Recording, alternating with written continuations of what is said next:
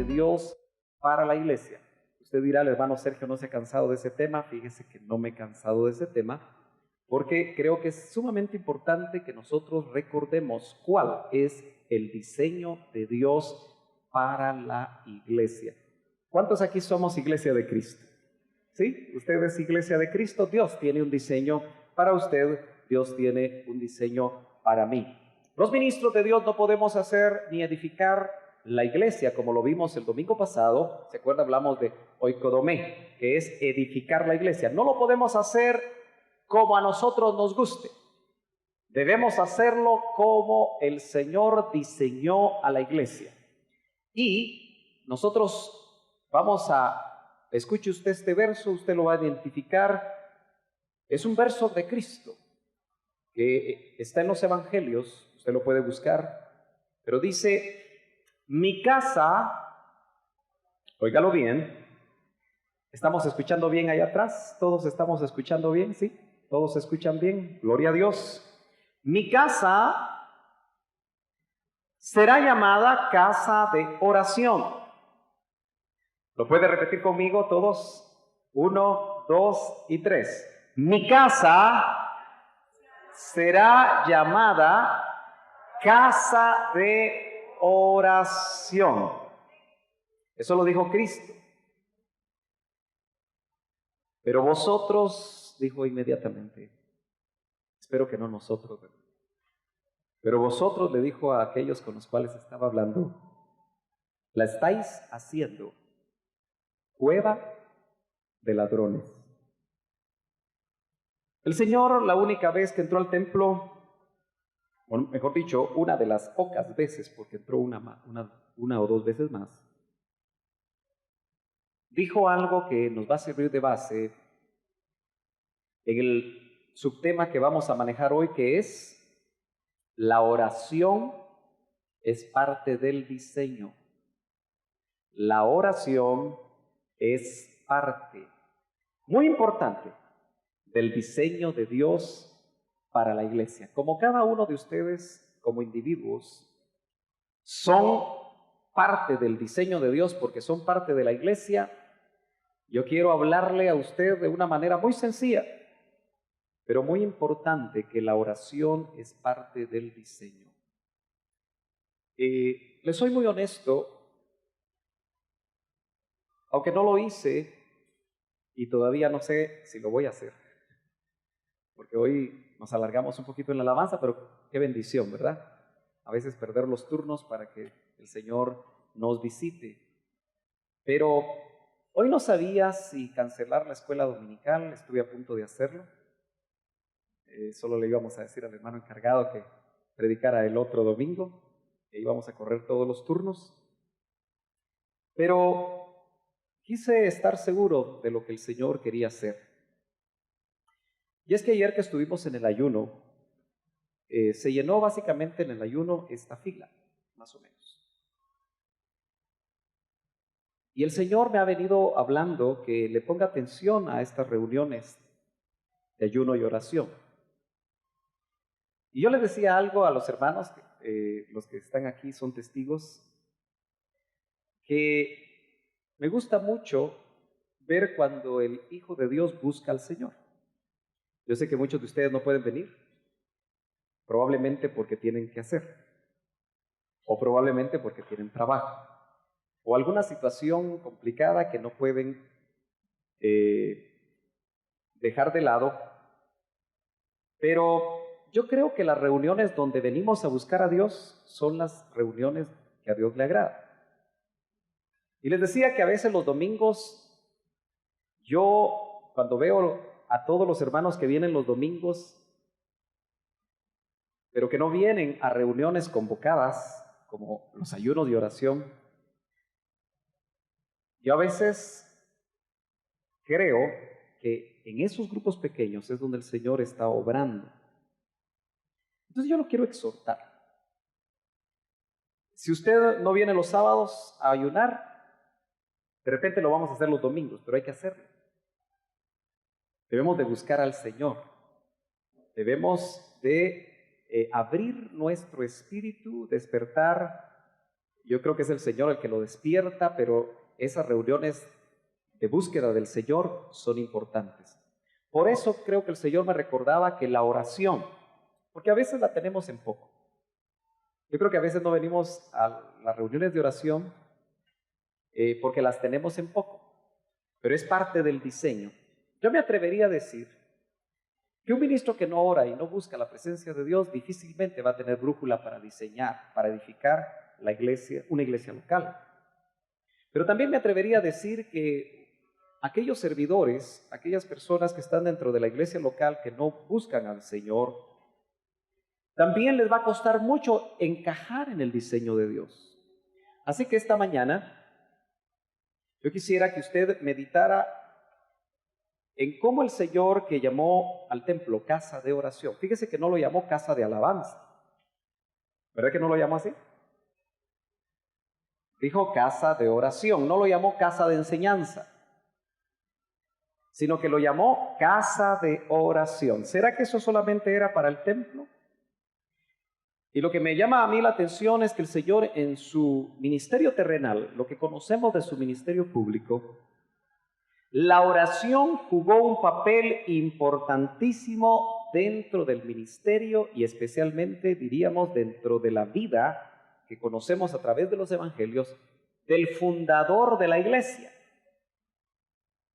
del que es cimiento de la iglesia, el que Pedro dice que es piedra angular de la iglesia.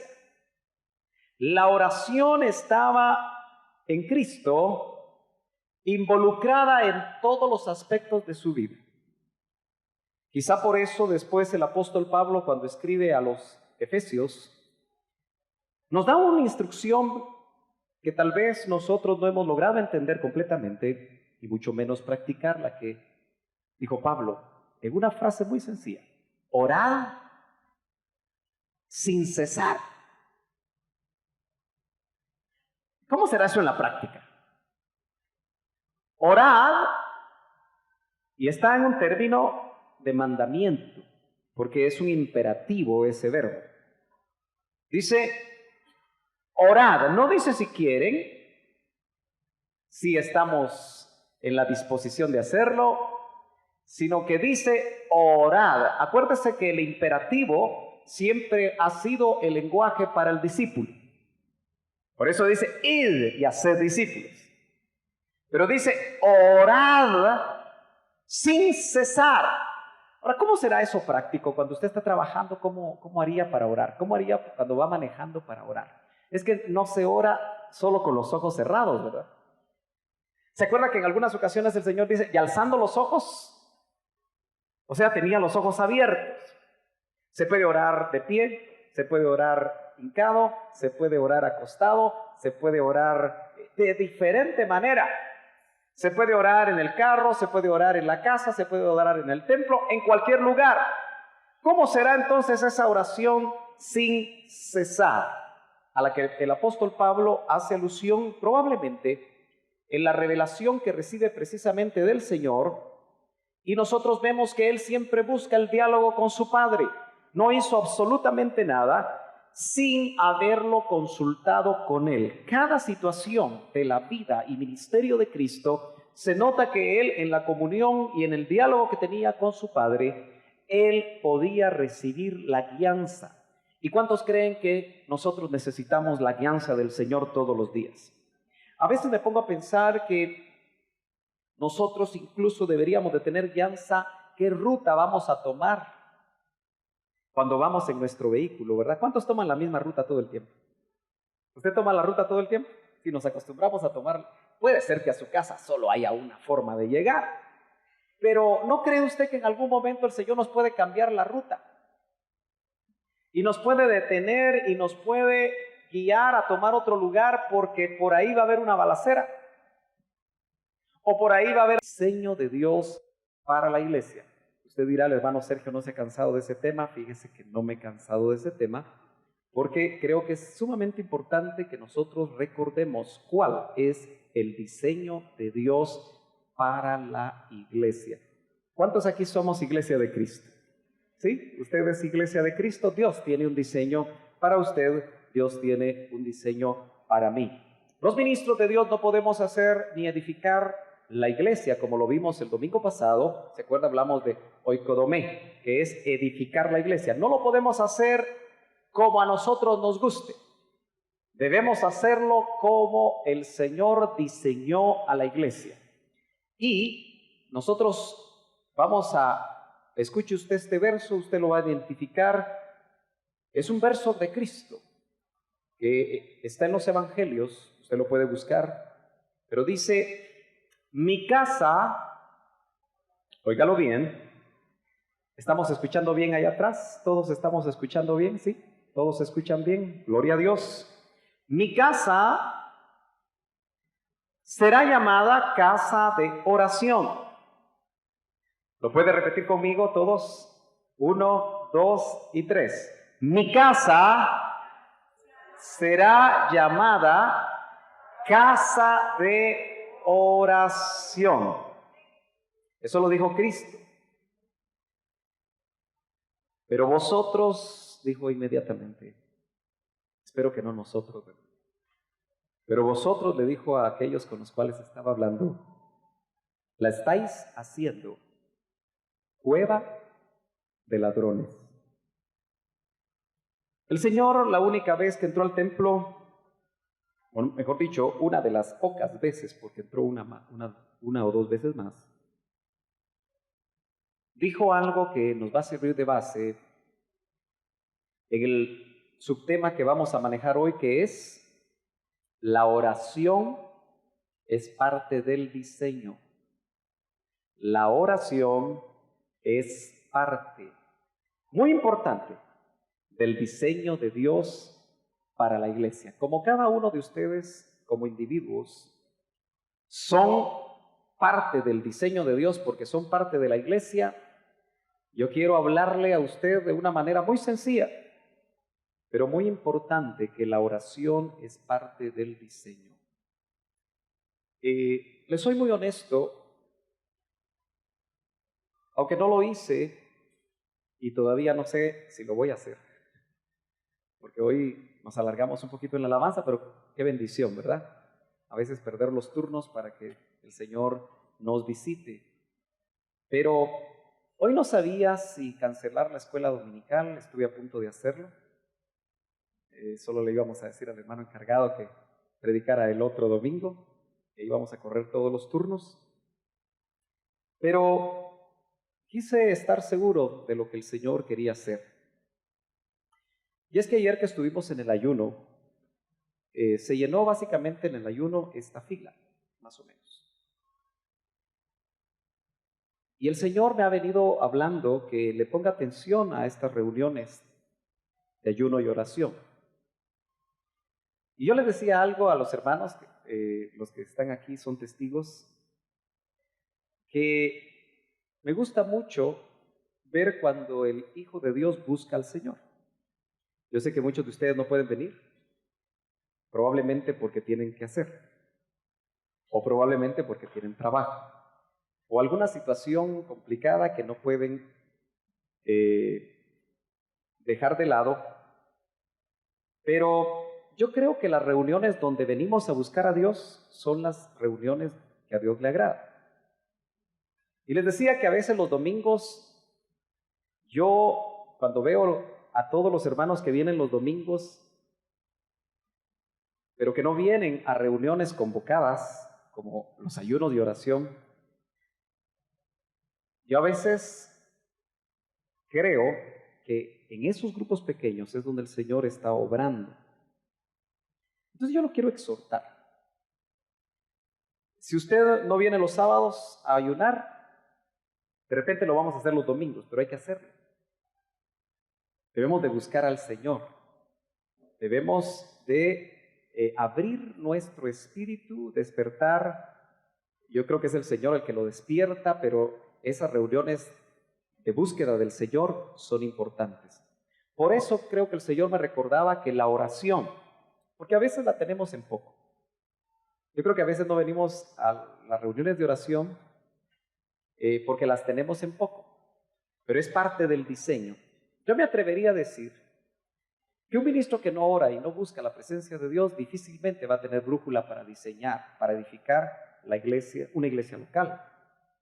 Pero también me atrevería a decir que aquellos servidores, aquellas personas que están dentro de la iglesia local que no buscan al Señor, también les va a costar mucho encajar en el diseño de Dios.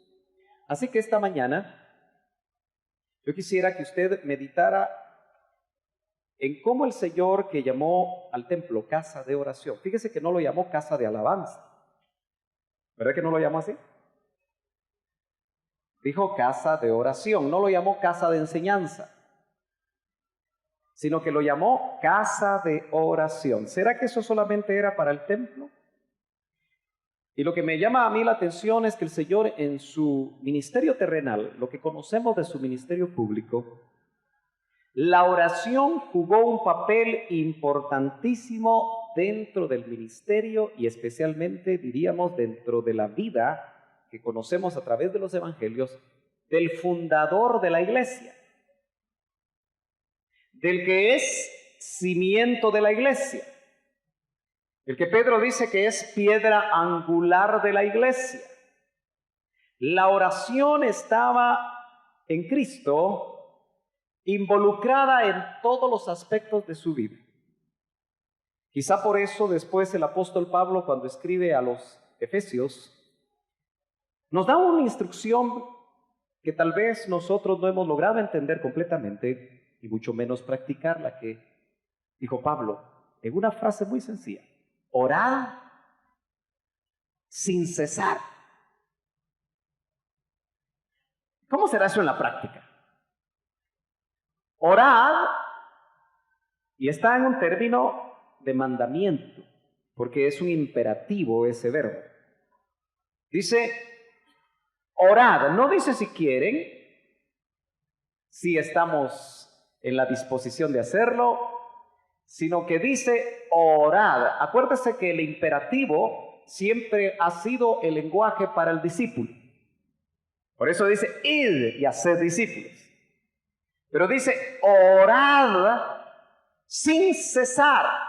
Ahora, ¿cómo será eso práctico? Cuando usted está trabajando, ¿cómo haría para orar? ¿Cómo haría cuando va manejando para orar? Es que no se ora solo con los ojos cerrados, ¿verdad?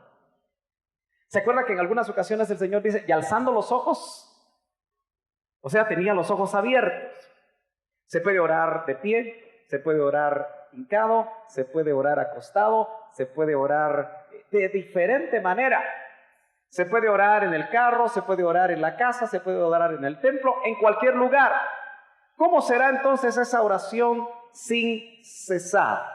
A la que el apóstol Pablo hace alusión probablemente en la revelación que recibe precisamente del Señor, y nosotros vemos que él siempre busca el diálogo con su Padre.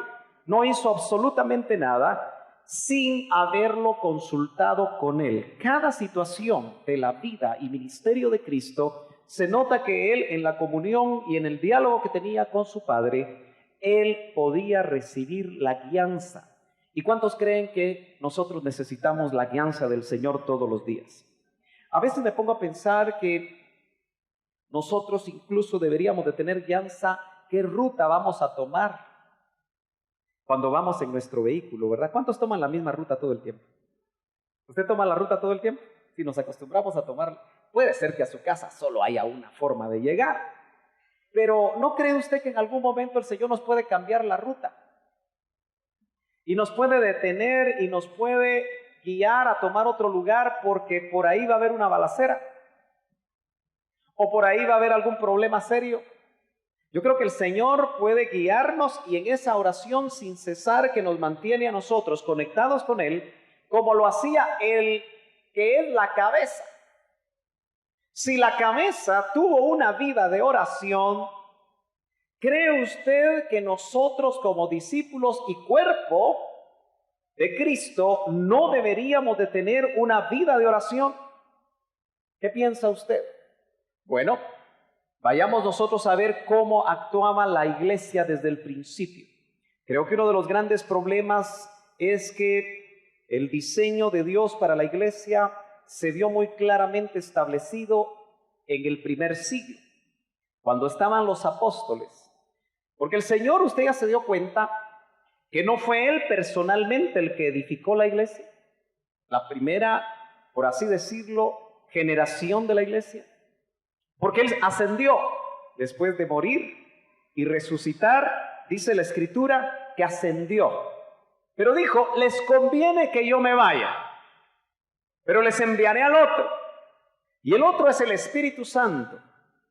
Y a través de la guianza a aquellos que el Señor discipuló, y yo no sé si usted se ha puesto a pensar, pero cuando el Señor ascendió, ¿será que Pedro se parecía un poco más a Jesús que antes? ¿Será que Juan y Jacobo, los hijos del trueno, ya no eran tan hijos del trueno, sino que el discipulado de Cristo los había cambiado y les había dado entrañas de misericordia? Porque ustedes se acuerdan que Juan y Jacobo se querían tronar a todos los samaritanos. ¿Usted no ha tenido un corazoncito así? Hoy hay muchos que piensan que el próximo presidente debería de barrer con muchas personas en este país que hacen malas cosas. Se lo oí yo a una persona hace poco, dijo, con unos 5,000, y mencionó el nombre, yo mejor no lo menciono, que hacen esto y aquello, yo creo que estaríamos más tranquilos, dice. Pero creemos nosotros que el Señor puede transformar y puede cambiar a las personas, porque los que estuvieron cerca de Jesús, como Mateo, que era un recaudador de impuestos, fue transformado por Cristo. Es más, todos los que estamos aquí tenemos un nivel de transformación ya, ¿verdad? Ya nos transformó Cristo, ya le quitó el Señor ese su carácter feo que tenía antes. ¿Habrá habido aquí una hermana que le sonaba a su esposo? Y ahora todavía lo hace, pero muy suave. No, no es cierto. Pero ¿ha hecho una transformación el Señor en nosotros? Claro que sí lo ha hecho y lo va a seguir haciendo. Entonces, en el capítulo número 1 del libro de los Hechos, en el verso 14, nosotros vamos a recordar qué era lo que hacía la iglesia del principio. La iglesia del principio estaba muy cercana al diseño que el Señor había trasladado, porque acuérdese usted que por 40 días, resucitado, dice el verso 4 o el verso 3, se les presentó vivo a sus apóstoles, hablándoles concerniente al reino de Dios. Ese discipulado no me lo hubiera querido yo perder. Yo creo que hubiera estado dispuesto a no comer esos 40 días, que el Señor me ayudara a no comer, solo tomar agüita, con tal de oír al Cristo resucitado. Si el Cristo resucitado apareciera, usted a la 1 estaría dispuesto, estaría viendo el reloj. Cristo, apúrate, hombre. Pero como hoy los que predicamos somos hombres, vemos el reloj, sentimos el calor y decimos, ¿a qué hora irá a terminar el hermano Sergio? Pero estos, por 40 días, dice que el Señor se les aparecía y les dio instrucciones. Ahora, mire usted cómo en el libro de los Hechos vemos a la iglesia actuante. La iglesia que accionaba en el libro de los Hechos, aun cuando no toda la revelación la había escrito ya el apóstol Pablo, parece ser que con el ejemplo de los apóstoles, con las enseñanzas de los apóstoles, aun cuando éstas no estaban escritas, la iglesia actuaba. Y por eso en el verso 14 del capítulo 1 leemos: todos estos, los que se leen atrás por nombre, que eran los apóstoles, estaban unánimes, entregados de continuo a la alabanza, a la predicación. ¿A qué estaban entregados? ¿Cómo dice su Biblia? Entregados de continuo. ¿Qué será eso? Corridito, ¿verdad? Si empezaban a las 6 de la mañana, tal vez solo terminaban cuando se dormían. Ahora, yo quiero que usted note que ellos estaban impactados por las visitas del Cristo resucitado.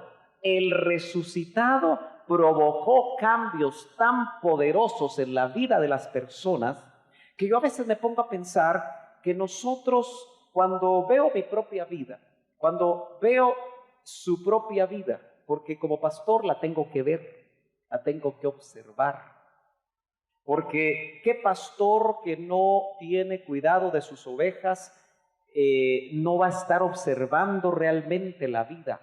Yo observo cuando usted viene. Ya le conté, ¿verdad?, que cuando yo me voy a mi casa después de que termina el culto, yo voy haciendo contabilidad. ¿Quién no vino? Y siempre me faltan algunos. Hoy vinieron bastantes.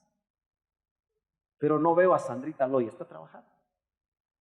Ya ve, pues, no está. Que el Señor la bendiga en su trabajo, ¿verdad?, que le dé nuevas fuerzas. Pero no veo a Estelita. ¿Sigue malita? Elcita, perdón, sigue malita. No está aquí Elcita. ¿No ve usted a alguien que está acostumbrado a no ver? O mejor dicho, a ver. No está Marco ni Esperanza, ¿verdad? No está, ¿verdad? Ya los tengo aquí, no están. ¿Qué andarán haciendo? ¿Quiénes más no están? Marco está enfermo de la garganta, ha estado con fiebres. Y no está tampoco Meoño, el papá de Cecia y Eric.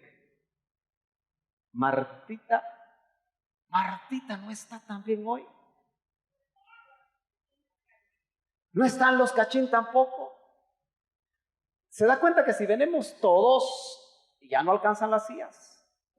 Pero a veces los hermanos se turnan.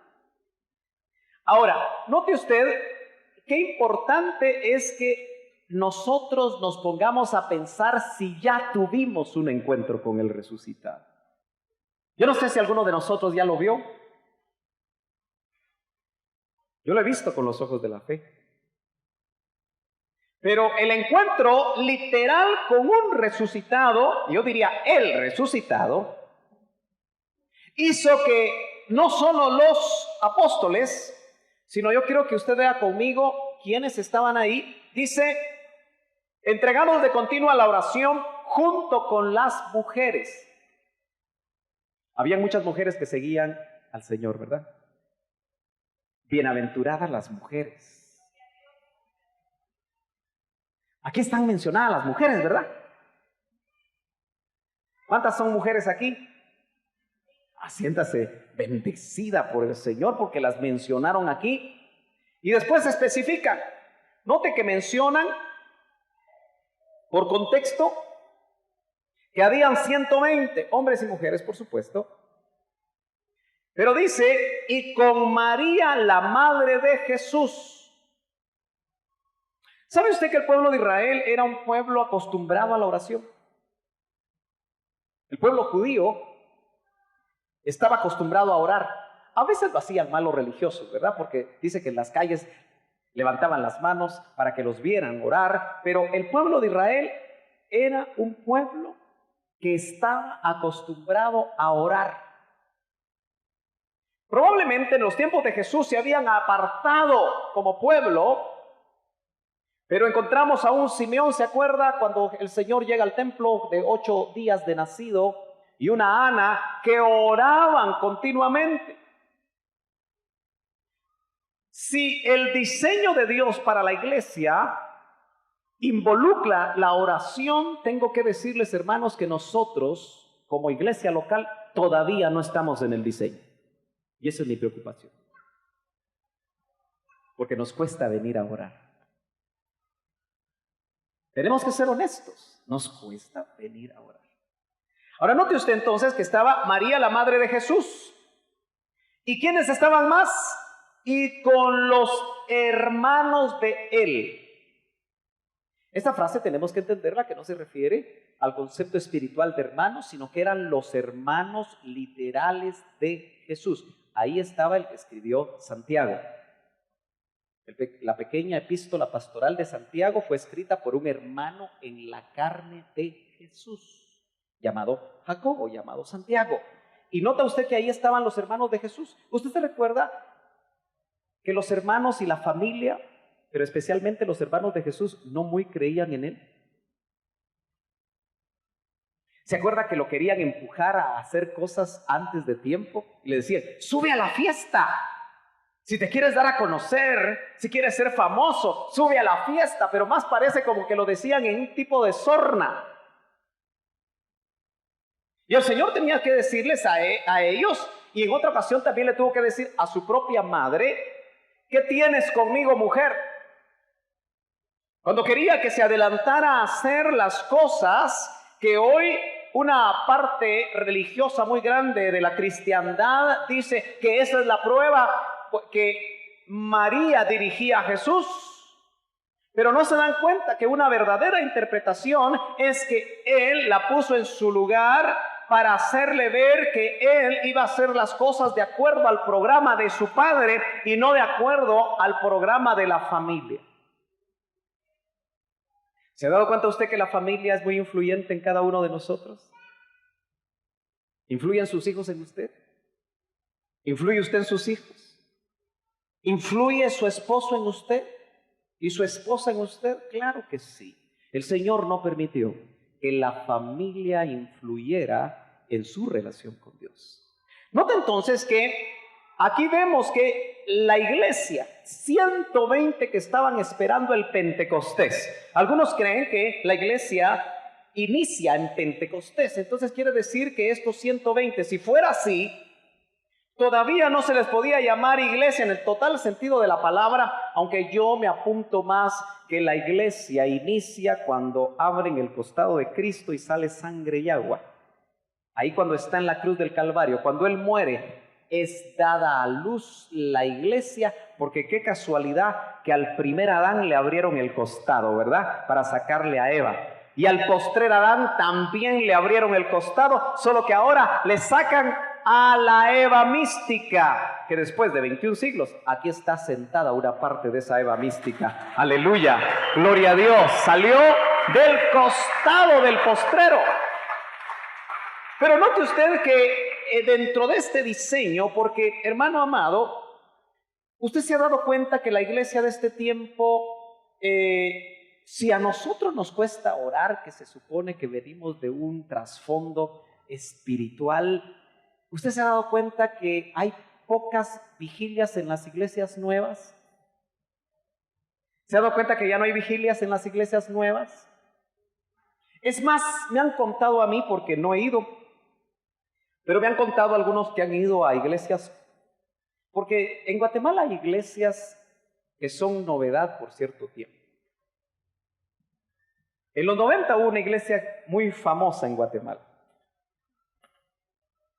Hoy no quieren inscribir al pastor de esa iglesia para que sea presidente.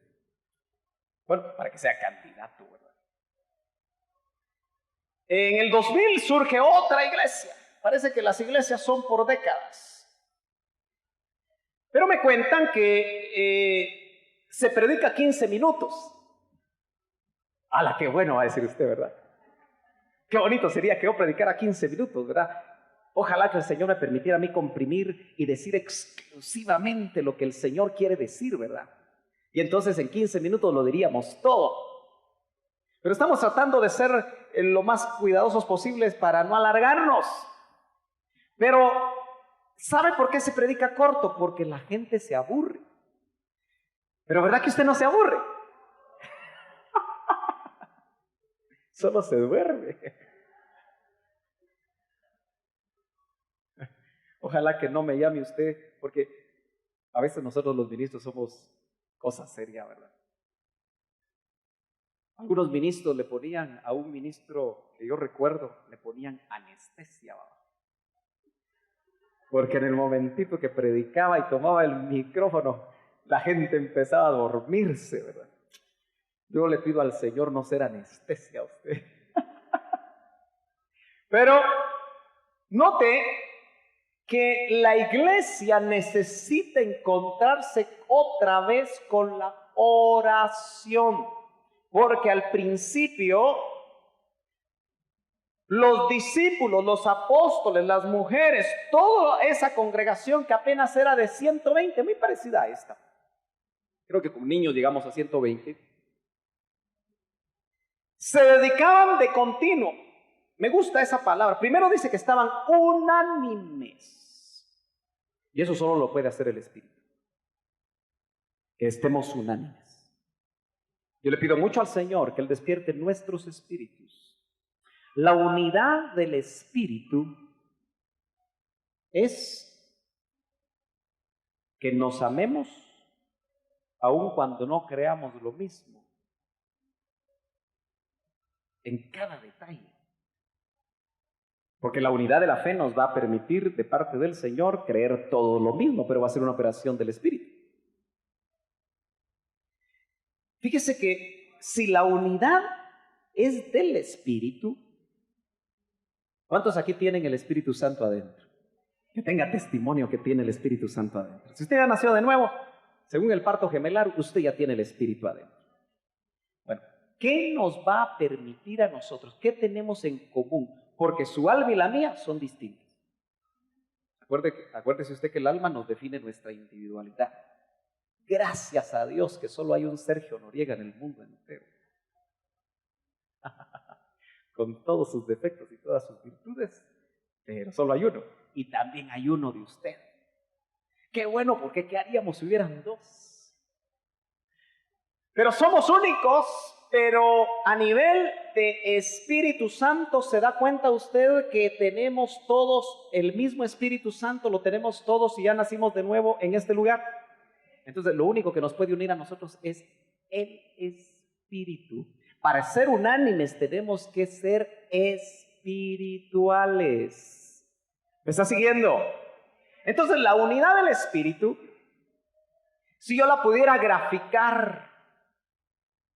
En una ocasión enseñé esto a unos pastores allá en la tierra donde se juegan maquinitas, por Las Vegas, no se llamaba, Culver City se llamaba. Donde hay maquinitas hasta en las gasolineras. Uno baja a echar gasolina y de repente puede echar una moneda y jalar la palanca y de repente se gana algo, ¿verdad? Pero en esas tierras de por ahí, todos son maquinitas. Bueno, estaba en un retiro pastoral. Y recuerdo que el Señor, para transmitirle a los pastores, porque le cuento que cómo cuesta la unidad entre los pastores, a veces es más fácil entre las ovejas. Pero como la unidad es del Espíritu, el Señor me mostró como que el Espíritu estaba en el centro y me mostró un montón de personas alrededor de lo que estaba en el centro. Y la distancia concéntrica, porque él estaba en el mero centro y me mostró un círculo, quiere decir que cada radio que sale del centro hacia cualquier parte de los 360 grados que hacen una circunferencia es equidistante. ¿Estamos de acuerdo? Si usted perdió geometría no me va a entender, pero yo creo que sí me entendió, ¿verdad? Entonces, el Espíritu está aquí y para lograr la unidad del Espíritu se necesita que el Espíritu conecte con su Espíritu. ¿Sí? Y como el Espíritu Santo está acá y el Espíritu Santo está acá, entonces esa conexión, como que salieran haces de luz, mejor dicho, haces de luz hacia cada una de las personas, y cuando eso es así, se da la unidad del Espíritu. La unidad no la puede lograr usted. La unidad no la puedo lograr yo en esta iglesia local. La unidad del doctor Ríos en su iglesia que le tocó pastorear, nunca la logró él. Porque es la unidad del Espíritu. Pero note usted cómo el resucitado, por eso yo anhelo conocerle en el poder de su resurrección.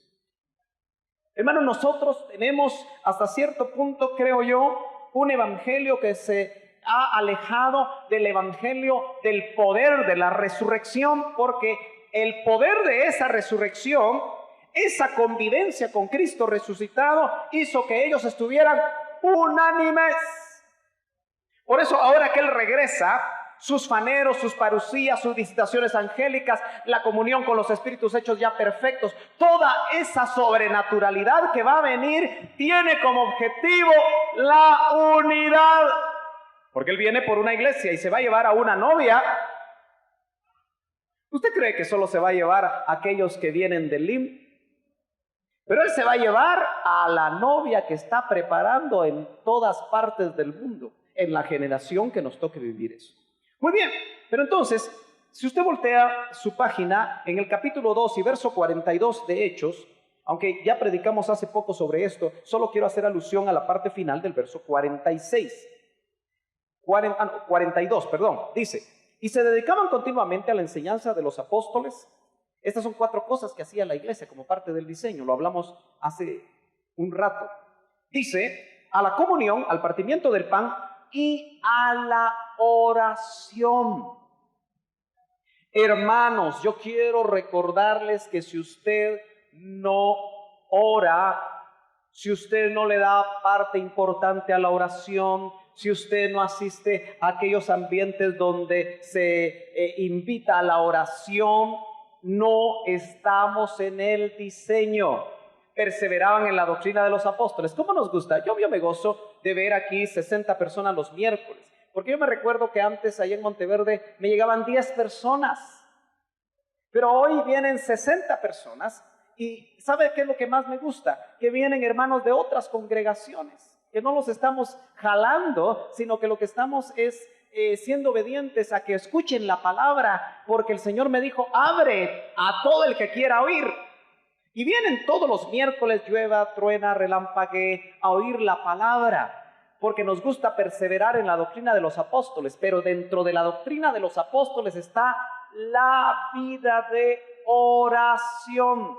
Yo me temo que muchos de nuestros problemas en el matrimonio, muchos de los problemas que tenemos en el trabajo, muchos de los problemas financieros que tenemos, muchos de los problemas de interrelación familiar son por falta de oración. Aunque usted no diga amén. Si algo quiere destruir dentro de usted, el diablo, es el anhelo de orar. Por eso, hermano, yo no soy legalista. Y que el Señor reprenda al diablo con esas líneas legalistas de falsas interpretaciones de la palabra. Pero ¿cuánto nos ha robado en la vida moderna la televisión en búsqueda de Dios? ¿Verdad que sí? ¿Habrá alguien aquí que no mira televisión y que le creamos? Pero la televisión por lo menos te quita 1 hora diaria. Por lo menos. Ahora, ¿no crees tú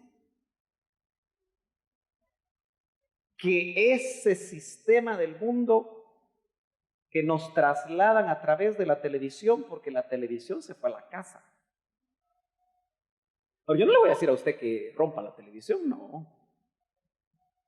Pero solamente lo estoy tratando de hacer reflexionar cómo en el día nosotros generalmente estamos bien ocupados.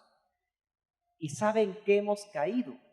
Yo estoy hablando de los cristianos, que creemos que la televisión nos va a producir descanso, que la televisión nos va a producir un relax, que la televisión nos va a distraer, ¿verdad que eso es lo que tenemos en la mente? Entonces, cuando llegamos del trabajo cansados, encendemos la tele. Eso es un engaño, ¿verdad? Porque en realidad lo que a nosotros nos va a traer refrigerio son las cosas espirituales. ¿Sabe por qué? Porque ahora ya no somos duales, almas y cuerpos. Ahora somos tripartitos: espíritu, alma y cuerpo. Entonces, somos seres nacidos de nuevo cuyo espíritu les dio vida, y ese espíritu, para poder realmente establecer un equilibrio en todo nuestro ser integral, el espíritu necesita alimentarse. Yo estoy seguro que la bendición de esta mañana fue porque ayer hubo ayuno y oración. Yo estoy totalmente seguro. Porque las batallas espirituales se pelean arriba. Y se pelean espiritualmente. A mí de nada me serviría tener aquí un grupo de alabanza de 20 miembros con vientos y todos los instrumentos posibles si no estuviera eso preparado por la oración. No sé si me entienden. Yo podría, porque si fuera así, yo invitaría a la Sinfónica Nacional. Buenos músicos. Pero solamente lograrían llegar a nuestra almita. Y nos tocarían bonito. Y nosotros, pero el alma tocaría. Por eso, una persona llena del Espíritu con una guitarrita de cajón, eso sí, bien entonada, nos podría guiar. Claro, no está de más tener los instrumentos y tener la pericia y tener todo lo necesario para poder llevar delante de la presencia del Señor a un pueblo, pero tanto los músicos como el pueblo necesitamos espiritualidad, y esa la encontramos en la oración. Hermanos amados, necesitamos darnos cuenta que al principio tanto las ovejas como los ministros se dedicaban a la oración. Capítulo 12 del libro de los Hechos. Estamos viendo ahí en el libro de los Hechos cómo actuaba la iglesia. En el verso 5 del capítulo 12 dice: así pues, Pedro era custodiado en la cárcel. Pedro estaba preso por el evangelio. Había dificultades en la iglesia incipiente. Pero la iglesia hacía oración ferviente a Dios por él. Fíjese, hermano amado, que aunque podría parecer que la iglesia no tiene nada que ver con lo que le voy a decir, yo creo que el fervor, ¿qué será fervor? Pero yo tengo la impresión que hemos perdido el fervor. Y como hemos perdido el fervor, y ellos oraban fervientemente, y las cosas pasaban porque les fue devuelto Pedro, ¿verdad? ¿Y qué fue lo que pasó cuando Pedro estaba preso? ¿Se acuerda que hubo una sobrenaturalidad alrededor de Pedro? Se abrió la cárcel, un ángel lo llevó. ¿Será que esa oración de esa clase puede producir cambios? Yo no sé si Guatemala ya tocó fondo. Yo no sé qué piensa usted. Pero como país, por lo acontecido el día de ayer, me puse a investigar, me puse a oír muchas cosas y pareciera como que ya tocamos fondo. Y yo me pregunto, ¿qué responsabilidad tiene la iglesia? ¿Qué responsabilidad tenemos los ministros que este país esté tocando fondo? Ahora, usted se ha dado cuenta que a veces es un eslogan político, pero es una verdad. Los buenos somos más. ¿O no? Y tal vez un 3%, un 5% de malos guatemaltecos. Ay, el hermano ya está arengando políticamente. No tenga pena, yo no voy a ser candidato. Y ahora quedó claro que el que es pastor no puede. No se puede. Y a mí me alegra. Porque se está definiendo claramente y se está evitando la confusión. Pero óigame, la pregunta que yo me hago es, ¿Será que la falta de oración ferviente está produciendo que un 5% de malos guatemaltecos tengan a este país como lo tienen? ¿Y sabe cómo lo tienen? Con temor. Lo que pasó ayer me di cuenta que produjo temor, porque ayer entrevistaron a mucha gente en Guatemala y todos decían que tenían temor. El espíritu, que es la potestad que se está metiendo en este país, es de temor, trabajada a través de la forma como se está actuando en este país. Y la iglesia, bien, gracias.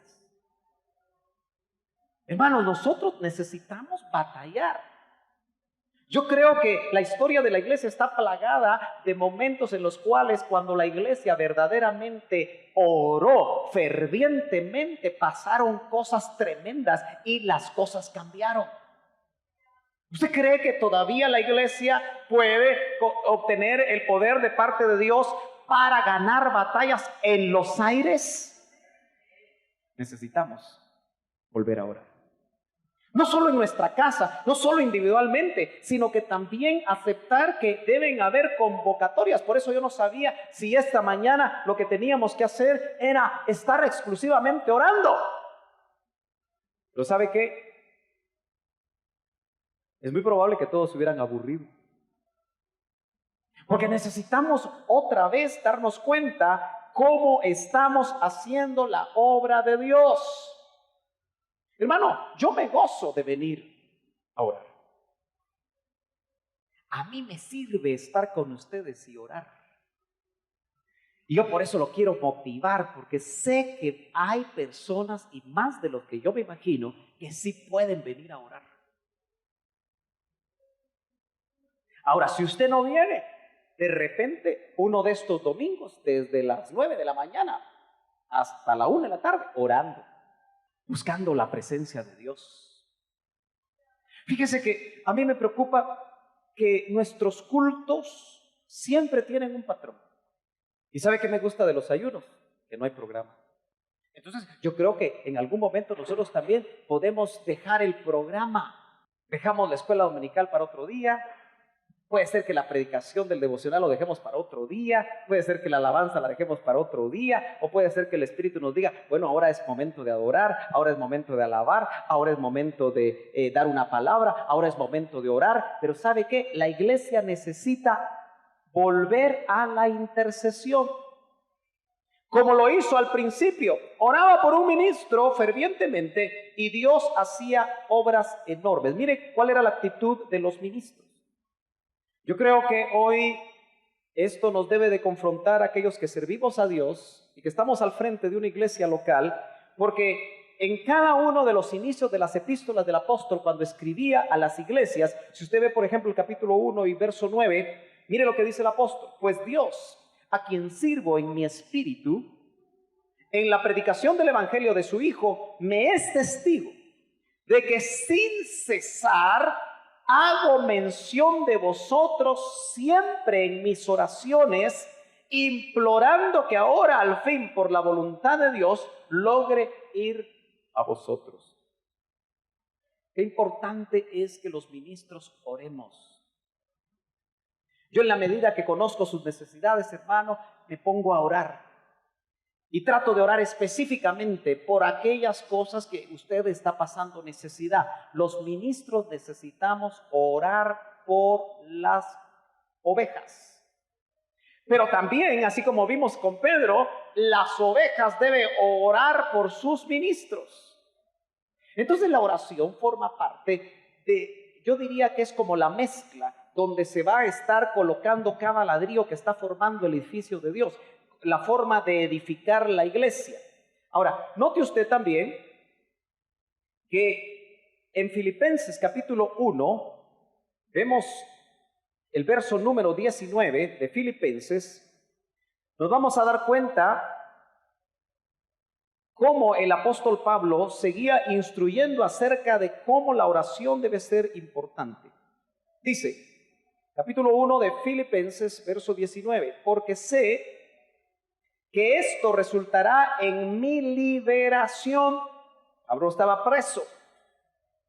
Mediante vuestras oraciones y la suministración del Espíritu de Jesucristo.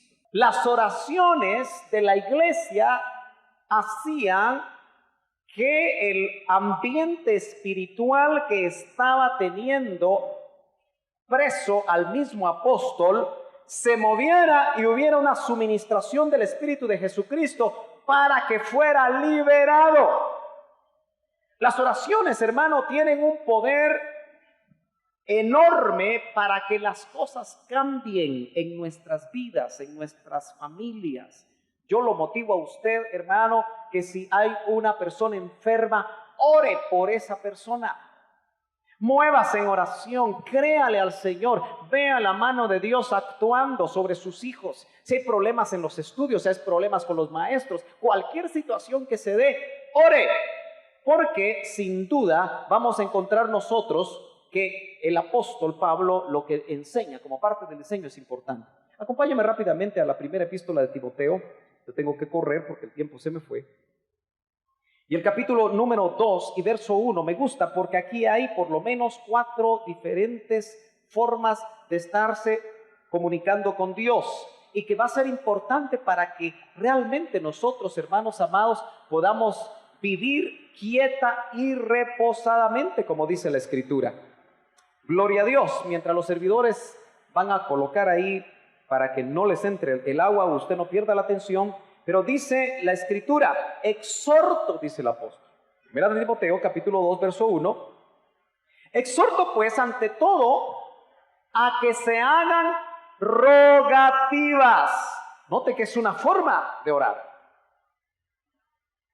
Y es diferente la rogativa, porque dice ahora que se hagan oraciones, peticiones y acciones de gracias por todos los hombres. Note que no está diciendo solo los cristianos, está diciendo que oremos por todos los hombres. Eso me indica a mí que yo puedo orar por la familia de Facundo Cabral que mataron ayer aquí en Guatemala. Yo puedo orar porque las autoridades que van a ver ese tipo de situaciones sean iluminadas para poder dar con los responsables y que ahora los jueces no tengan miedo, sino que haya justicia. Realmente nosotros, hermanos amados, podemos orar para que en este país por fin haya justicia. Yo no le estoy diciendo que haga una pancarta y que se vaya ahí al Parque Central a protestar. Yo le estoy pidiendo a usted, hermano amado, que dejemos la indiferencia como iglesia de Cristo y oremos por todos los hombres con rogativas, con oraciones, con intercesión, para que veamos que hay cambios que la iglesia puede provocar en los aires. Aleluya. Gloria a Dios. Gloria a Dios.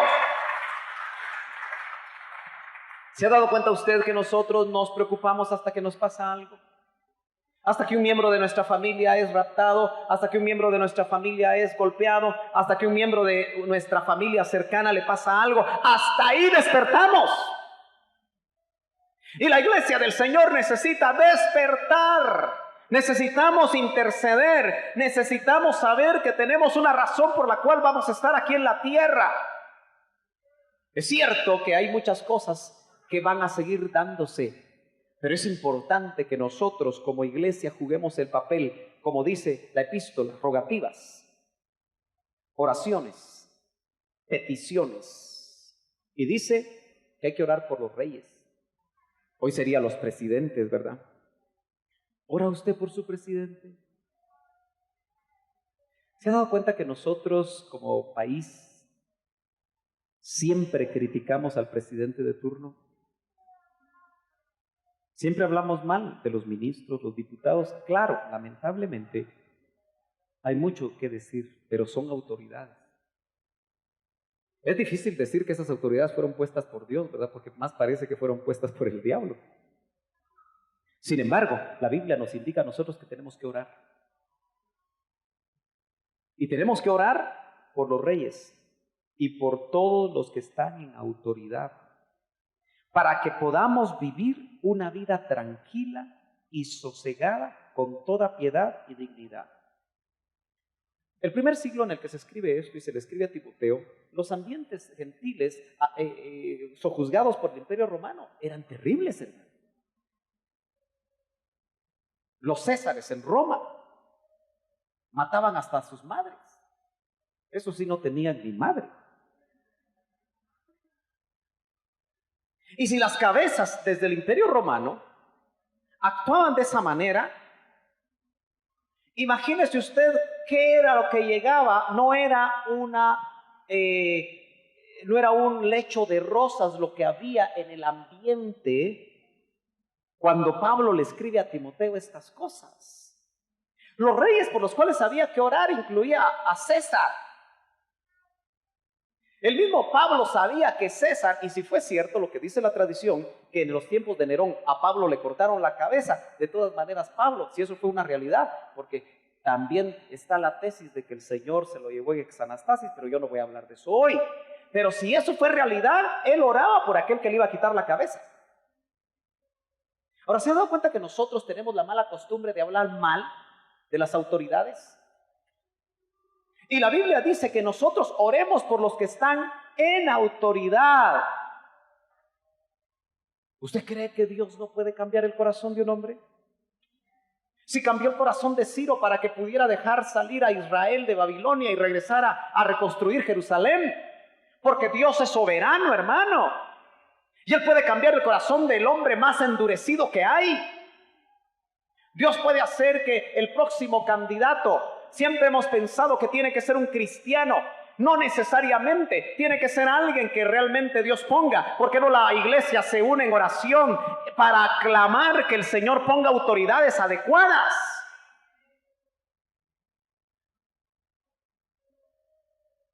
Todos los reyes con los cuales compartió Daniel no eran cristianos. Y Daniel, como desde joven propuso en su corazón no contaminarse, fue un instrumento a beneficio de los pueblos donde esos reyes o esos emperadores gobernaban. Yo voy terminando, acompáñeme a Romanos 8:26. La Biblia dice, oraréis con el entendimiento, pero también dice, oraréis en el Espíritu. Y yo quiero recordarle esa modalidad tan poderosa, hermano, que es orar en el Espíritu. En Romanos 8:26 dice, y de la misma manera, también el Espíritu nos ayuda. Note, el Espíritu nos ayuda en nuestra debilidad. Dios sabe que somos débiles. Dios sabe que no nos gusta buscarlo. Dios sabe que no nos gusta orar. Dios sabe porque conoce la naturaleza humana. Y dice, y de la misma manera también el Espíritu nos ayuda en nuestra debilidad porque no sabemos orar como debiéramos. Pero el Espíritu mismo, ese que tiene usted adentro, el Espíritu mismo que usted tiene adentro, míreme aquí, ya termino, el Espíritu mismo que usted tiene adentro, intercede por nosotros con gemidos indecibles. Así que la oración del Espíritu puede ser una oración de gemidos indecibles provocados por el Espíritu. Cuando usted y yo entremos